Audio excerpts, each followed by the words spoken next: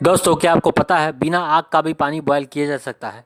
तो आइए समझते हैं कैसे करेंगे। देखिए, अगर आपको पता होगा नॉर्मली उबलने का मतलब हम क्या समझते हैं कि जो पानी होता है वो अपना अवस्था बदल लेता है, यानी वाष्प में कन्वर्ट हो जाता है, यानी वेपर में कन्वर्ट हो जाता है। उसको हम लोग क्या बोलते हैं? बॉइलिंग बोलते हैं, उबलना बोलते हैं। ठीक है, लेकिन ये जो प्रोसेस होता है वो कैसे होता है उसको समझिए। देखिए, जो पानी के अंदर बुलबुला बन रहा है वो बुलबुला जो है ऊपर आएगा और वो वेपर बन करके क्या हो जाएगा, ऊपर उठना चाहेगा। ठीक है, तो उसको हम लोग बोलेंगे वेपर प्रेशर। ठीक है, अब एक होता है एटमॉस्फेरिक प्रेशर, जो हमारे बॉडी पे भी क्या लग रहा है, अभी इस वक्त क्या लग रहा है, वायुमंडलीय दबाव लग रहा है। तो सेम वही एटमॉस्फेरिक प्रेशर आपके पानी के सरफेस पे भी लग रहा है। तो नीचे से क्या हो रहा है, वेपर प्रेशर ऊपर की ओर धक्का मार रहा है और ऊपर से एटमॉस्फेरिक प्रेशर नीचे की ओर दबाव डाल रहा है। ठीक है, अगर वेपर प्रेशर और एटमॉस्फेरिक प्रेशर दोनों अगर बराबर हो जाते हैं या फिर वेपर प्रेशर एटमॉस्फेरिक प्रेशर से ज्यादा हो जाता है, तो इन दोनों केस में हम क्या बोलेंगे कि पानी बॉयल हो गया। ठीक है, अगर इन केस वेपर प्रेशर कम है एटमॉस्फेरिक प्रेशर से, तब हम उस केस में ये नहीं बोलेंगे कि पानी बॉयल हो रहा है। ठीक है, ये कंसेप्ट समझ गए। यानी पानी बॉयल होने के लिए क्या करना पड़ेगा आपको, वेपर प्रेशर एटमॉस्फेरिक प्रेशर के बराबर होना चाहिए। ठीक है, अब देखिए पानी क्यों बॉयल होगा। नॉर्मल टेम्परेचर पे क्या होता है कि पानी के अंदर जो बुलबुला बन रहा है उसके अंदर उतना प्रेशर नहीं होता है कि वो एटमॉस्फेरिक प्रेशर से ज्यादा हो पाए और ऊपर उठ पाए। ठीक है, तो उसको बढ़ाने के लिए हम लोग क्या करते हैं, उस वेपर प्रेशर